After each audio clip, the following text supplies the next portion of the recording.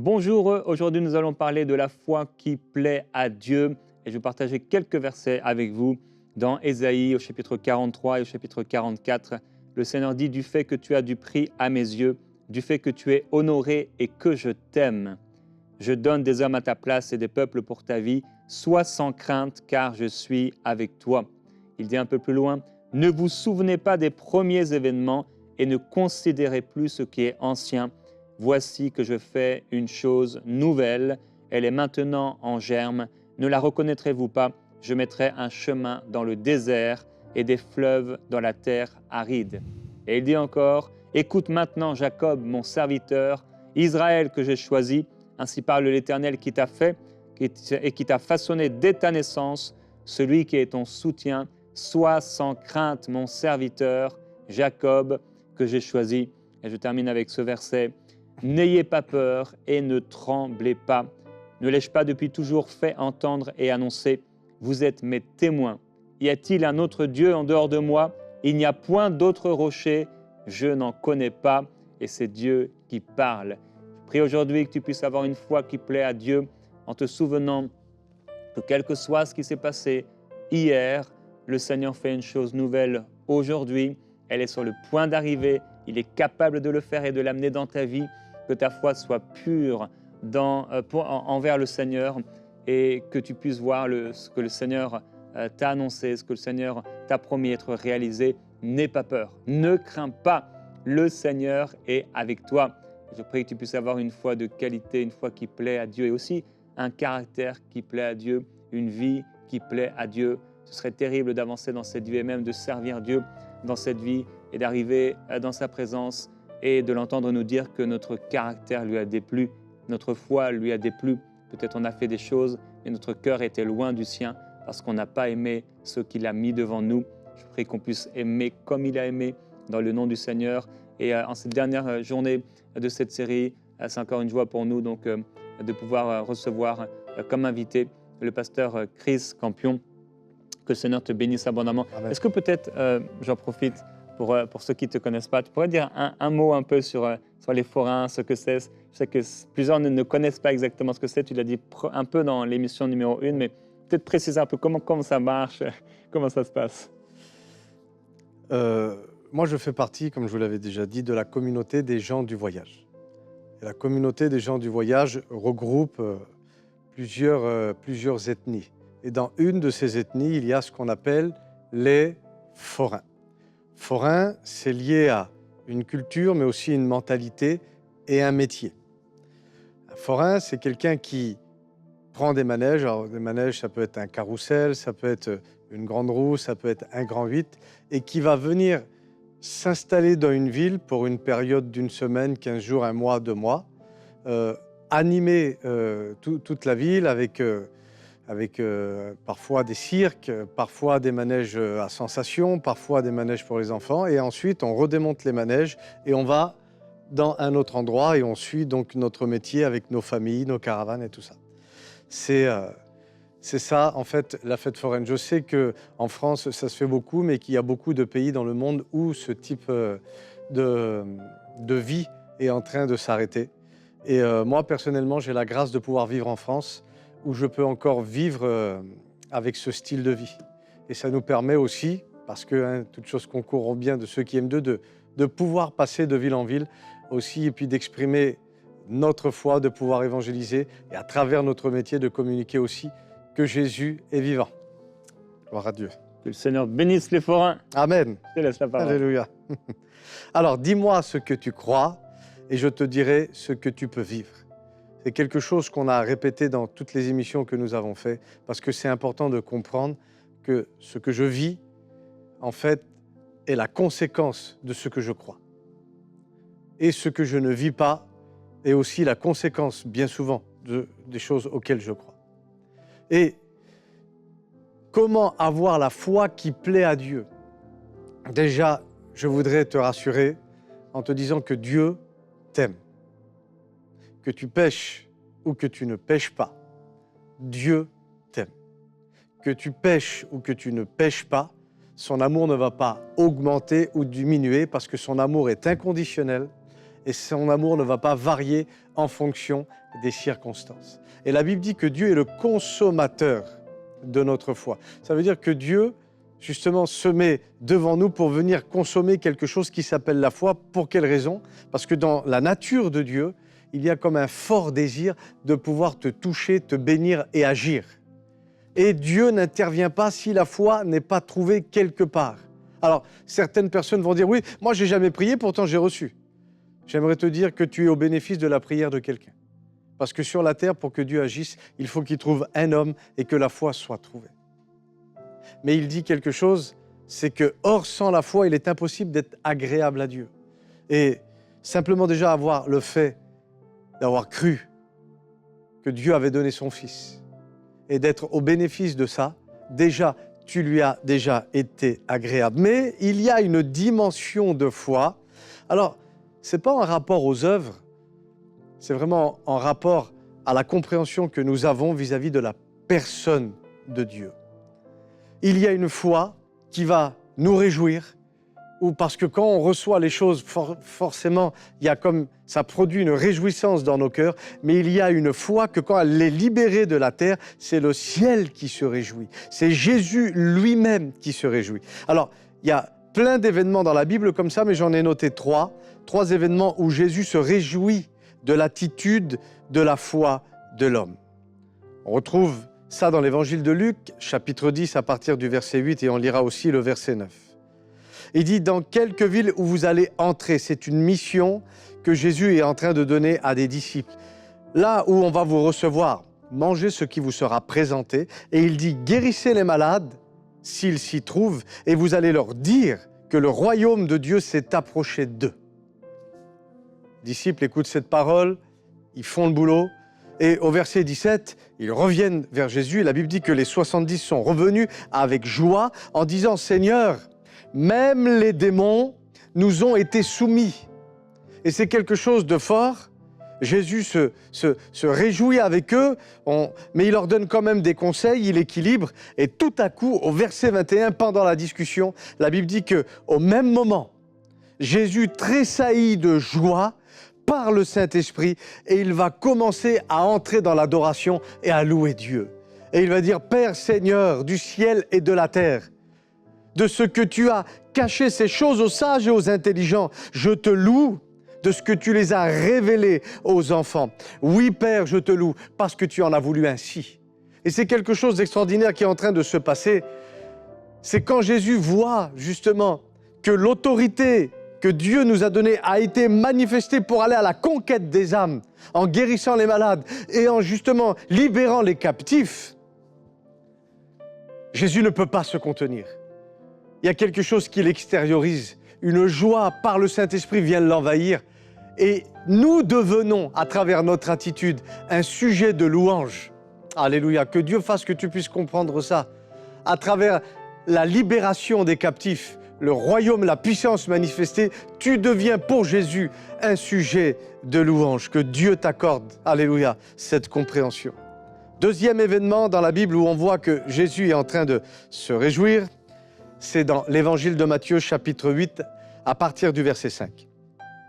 Au moment où Jésus entrait à Capernaum, la Bible dit qu'un officier romain va l'aborder et va le supplier. Verset 6, et il va lui dire, « Seigneur, mon serviteur est couché chez moi.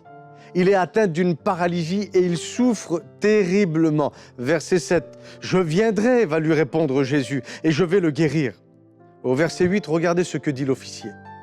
Il dit, « Seigneur, je ne suis pas qualifié pour pouvoir te recevoir dans ma maison, mais tu n'as qu'un seul mot à dire et mon serviteur sera guéri. » Et il donne la raison, il dit, car moi-même, je suis qu'un officier subalterne, mais j'ai quand même des soldats qui sont sous mes ordres. Et quand je dis à l'un, va, je sais qu'il va aller. Et quand je dis à l'autre que je lui commande de lui dire de venir, je sais qu'il va venir. Et il dit, quand je demande à mon esclave, fais ceci ou fais cela, je sais qu'il va le faire. Et la Bible dit, écoute bien, que Jésus, en entendant ces paroles, n'a pas pu cacher son admiration. Et une autre version dira que Jésus fut dans l'émerveillement de ce qu'il était en train d'écouter. Et il va s'adresser à ses contemporains de l'époque et il va dire ceci. Vraiment, je vous l'assure, dans tout Israël, et là, c'est quelque chose que tu dois comprendre, ça ne concerne pas qu'une localité, mais ça concerne véritablement un corps, Israël, la descendance de Jacob. Dans tout Israël, je n'ai encore jamais trouvé une telle foi. Quand les enfants de Dieu reconnaissent la puissance, l'efficacité et la vérité qu'il y a dans les paroles de Jésus, j'aimerais te dire que Jésus devient un fan. Jésus devient quelqu'un qui est émerveillé, qui se réjouit, alléluia. Il devient admiratif de toi. Que Dieu puisse te faire comprendre que le simple fait de croire qu'un seul mot peut tout changer, alléluia, tu deviens un sujet de réjouissance et d'admiration pour le Seigneur. Troisième événement où on voit justement Dieu, où on voit Jésus se réjouir, c'est dans le livre de la Genèse, chapitre 14, à partir du verset 14. Oui, Jésus était là, on va le voir ensemble. Écoute bien, dès qu'Abraham eut appris que son frère avait été fait prisonnier, il arma 318 de ses plus braves serviteurs qui étaient nés dans sa maison. Un conflit était arrivé, on venait de capturer un membre de la famille d'Abraham. Abraham qui est spirituellement présenté dans la Bible comme étant le père de la foi. La Bible dit que quand il a appris cette nouvelle, il va armer 300 de ses 18 plus braves de ses serviteurs qui étaient nés dans sa maison. Symbole de l'Église, qui était né dans la foi. Et il se mit à poursuivre l'ennemi, alléluia, jusqu'à un certain territoire. Et au verset 15, il va établir une stratégie. La foi ne doit pas simplement se manifester dans l'aveuglement, mais la foi te donne une intelligence pour établir des stratégies face à l'adversité. Et il va dire ceci.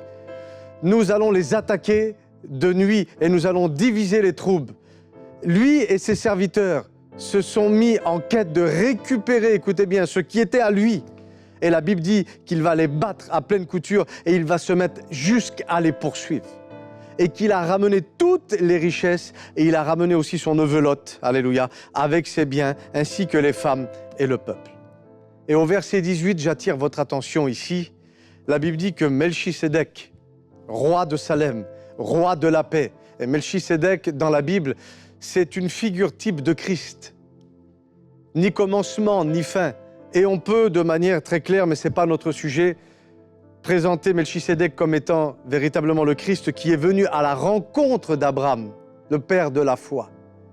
Et c'est ça qui m'a touché.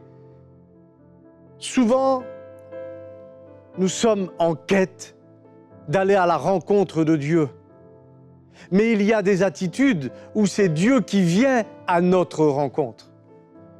Pour la majorité des églises dans le monde, nous attendons le dimanche matin pour dresser une table devant lui. Et là, regardez ce que la Bible dit, que Melchisédek, roi de Salem, fit apporter du pain et du vin, car il était sacrificateur du Très-Haut. Là, ce n'est pas Abraham qui présente une table, mais c'est Melchisédek qui présente une table. Ce n'est pas l'homme qui veut communier avec Dieu, c'est Dieu qui vient pour communier avec l'homme. L'attitude, alléluia, qui renverse toutes les choses. Et regardez ce qu'il est dit. Melchisédek va prendre la parole et voici ce qu'il va dire à Abraham. Il va dire à Abraham, tu es béni par le Dieu Très-Haut, maître du ciel et de la terre. Alléluia, maître du ciel et de la terre. C'est important de comprendre, et il dit ça au verset 20, béni soit le Dieu Très-Haut, parce que c'est lui qui a livré l'ennemi entre tes mains. Une attitude de réclamation qui a révélé la foi qu'Abraham avait, de ne pas se laisser faire par l'ennemi. C'est une attitude de foi qui plaît à Dieu et qui permet carrément dans la vie d'une personne que Dieu lui-même descende pour le féliciter. Parce que ce que tu as fait, eh bien, j'étais obligé d'être avec toi. Avec une attitude comme ça, je ne peux qu'être avec toi. Et les trois choses à retenir dans ce que je vous ai dit aujourd'hui sont les suivantes. C'est que quand tu récupères le territoire par la délivrance et la guérison, tu réjouis, amen, le cœur de Dieu. Tu deviens un sujet de louange pour Jésus. Donc je t'encourage à continuer, si tu es découragé, de guérir les malades, de continuer de chercher la face de Dieu pour apporter la libération aux captifs. Deuxième chose que nous avons vue, c'est que quand tu crois fermement dans la parole de Dieu, dans les paroles du Seigneur. Alléluia. Il suffit juste de dire Seigneur, dis un mot et la situation, elle va s'arranger. Il ne faut pas oublier que la Bible dit que toute la création tire son origine d'une parole de Dieu. J'aimerais que tu puisses comprendre ça dans le livre de la Genèse. La Bible dit que dès le commencement, l'Esprit de Dieu se mouvait au-dessus des eaux. Ça veut dire que le Saint-Esprit était là. Le Saint-Esprit était là, mais il ne se passait rien. Qu'est-ce qu'il fallait? Dieu nous montre le modèle. Une parole. Une parole. Une parole.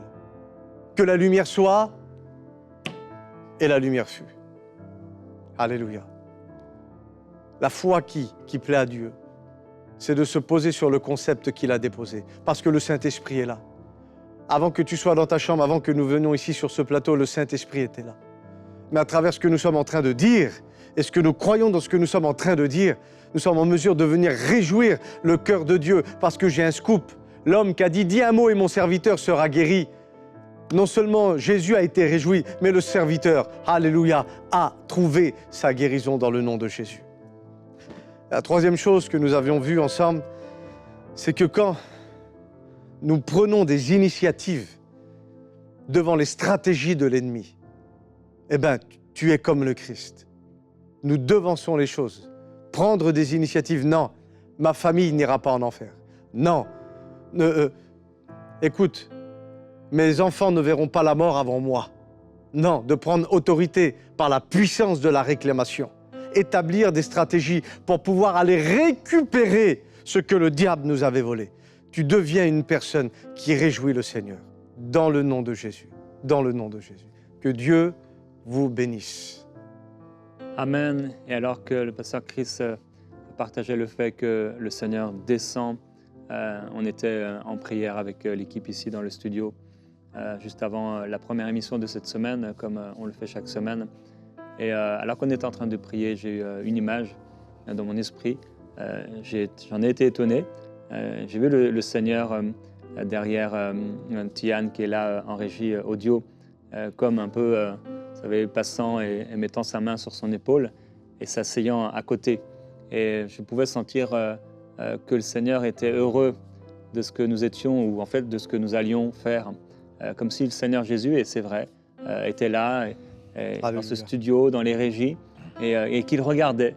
Il regardait comme quelqu'un qui est là à côté de la régie, les écrans, comme vous êtes en train de le faire. Et le Seigneur s'en réjouissait. Il y a une foi qui plaît à Dieu. Le Seigneur vient encourager ses serviteurs, alors que nous choisissons de lui obéir et que nous vivons pour lui, et que nous sommes en train de le servir. Je crois que ça lui plaît, qu'il y a peut-être pas la même admiration qu'il avait dans la foi de cet homme, mais un autre type de sentiment peut-être, c'est simplement peut-être la joie d'avoir son enfant qui est en train de le servir, la joie de voir qu'on est en train d'accomplir la volonté de Dieu.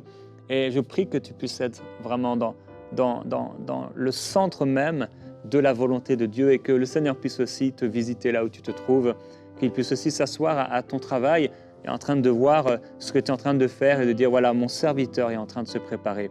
Mon serviteur est en train de travailler. Il est à l'endroit où je l'ai appelé à être dans cette saison. Alléluia. Il est en train de me servir. Quand tu es en train de prier, et nous sommes en train de prier, parfois, vous savez, on prie et on voit Dieu un peu dans les cieux, on imagine Dieu dans les cieux, et on ne réalise pas que peut-être des fois on est là en train de prier, de crier, et Jésus est là assis à côté de nous, en train d'écouter. Et il est plus présent qu'on ne l'avait pensé. Nous voulons prier ensemble. J'aimerais prier ensemble sur ce que nous avons pu entendre et te remercier, ce que j'ai pu partager aussi. Oui. Te remercier, Seigneur, pour ta présence à nos côtés.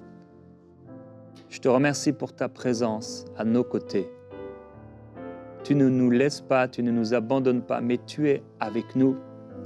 Et comme Abraham a pu se déplacer pour aller sauver Lot de sa famille, Seigneur, tu te déplaces et tu t'es déplacé jusqu'à nous.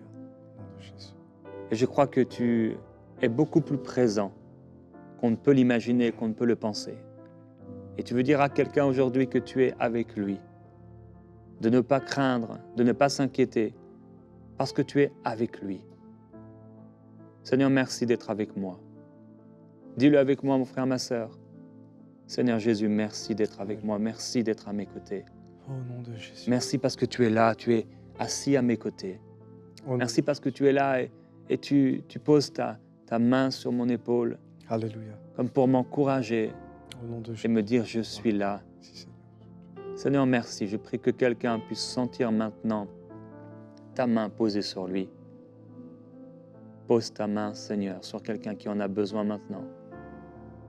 Que ta présence qu'on peut sentir, ce qu'on appelle l'onction, que ta présence s'intensifie, s'il te plaît, dans la vie de quelqu'un maintenant.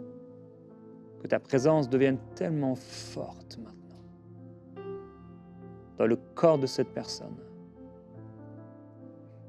Saint-Esprit, merci pour la présence de Jésus manifeste.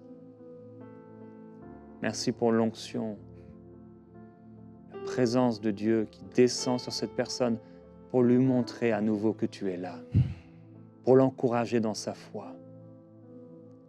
Qu'il puisse tenir ferme, Seigneur. Que ta main soit étendue. La main du Seigneur se pose sur plusieurs. Certains, c'est comme un manteau chaud qui repose sur vous. D'autres, c'est comme un léger, un doux vent glacé. Seigneur, merci. Parce que tu es en train d'agir. Certains, c'est la paix qui s'installe et les ténèbres qui s'en vont. Ça part. Vous en êtes libérés. Merci de ce que tu fais, Seigneur Jésus. Merci pour la paix qui s'installe dans ces foyers. Alléluia. Nous t'aimons, Seigneur. Alléluia. Aujourd'hui, si tu entends sa voix, n'endurcis pas ton cœur. La Bible dit que Jésus se tient à la porte d'une église alors qu'il devrait être dans l'église. Mais parce que moi je sais. Et nous sommes dans un temps où, dans beaucoup d'endroits, on connaît tellement la Bible que quelque part on met Jésus dehors. Mais aujourd'hui, si tu entends sa voix, je suis convaincu que tu as entendu sa voix, n'endurcis pas ton cœur.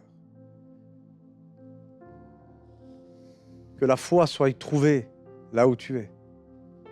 Cette foi qui est en mesure de te réjouir. Mais tu sais, les choses avec Dieu, c'est pas un monologue, ça ne va pas que dans un sens, mais c'est un échange. Dieu nous a créés parlant pour lui parler, mais il nous a aussi créés avec des oreilles pour être à l'écoute de ce qu'il veut. C'est l'échange entre un mari et son épouse, l'échange entre un père et son fils. Au nom de Jésus, Jésus nous a déposé le modèle sur la terre et il avait besoin de passer du temps avec le Père. Il avait besoin d'être à l'écoute. Il avait besoin de lui parler. Et ce que tu dois comprendre, c'est que le secret de la réussite de Jésus résidait dans sa vie de prière. S'approcher de lui, c'est mon plus grand bien, c'est ce que la Bible va dire. Il nous donnera ce conseil. Efforcez-vous d'entrer dans le repos. Mais ce n'est pas logique de m'efforcer de ne rien faire. Oui, pourquoi tu ne dois rien faire? Parce que tout a déjà été fait, tout est accompli. Et la foi qui plaît à Dieu, c'est de croire justement dans ce tout accompli. D'arrêter de vouloir faire, non. Laisse-le au centre de ta vie, laisse-le au centre de ton église, laisse-le au centre de ton ministère, laisse-le au centre de ton foyer. Et je défie ton problème de résister s'il est au centre.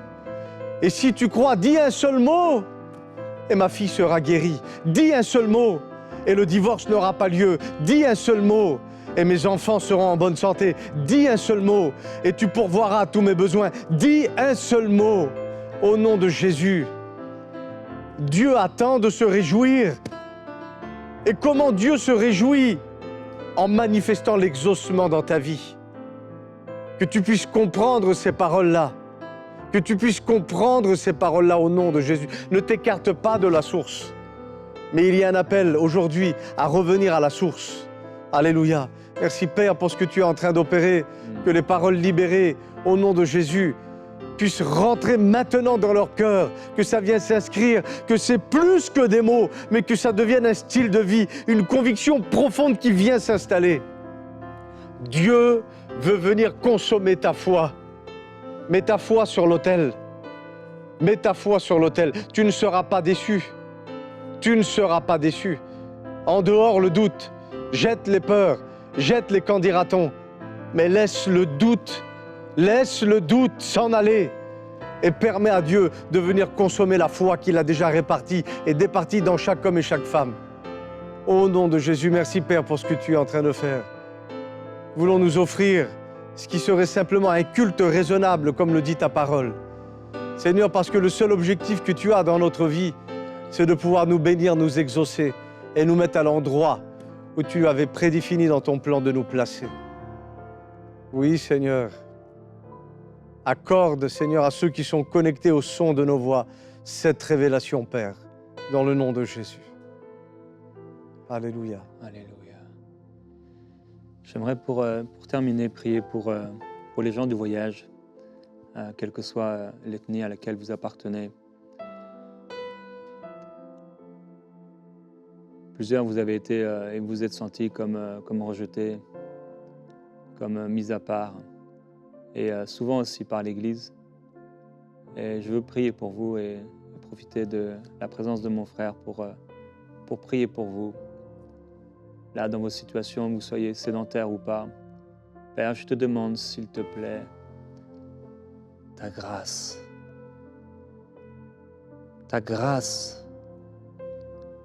sur mes frères et sur mes sœurs qui font partie des gens du voyage. Alléluia. Que ta main soit étendue sur eux. Touche ton peuple. Pour accomplir comme tu l'as fait dans le passé. Ton peuple. Un réveil extraordinaire. Touche ton peuple. À travers eux. Alléluia. Le diable s'est acharné comme auprès des disciples, des apôtres, pour les cribler comme le froment. Mais de la même manière que tu as prié pour eux, que tu as prié pour Pierre, tu as prié aussi pour mes frères et sur mes sœurs, afin qu'ils puissent tenir ferme. Ferme. Tu les rendras inébranlables.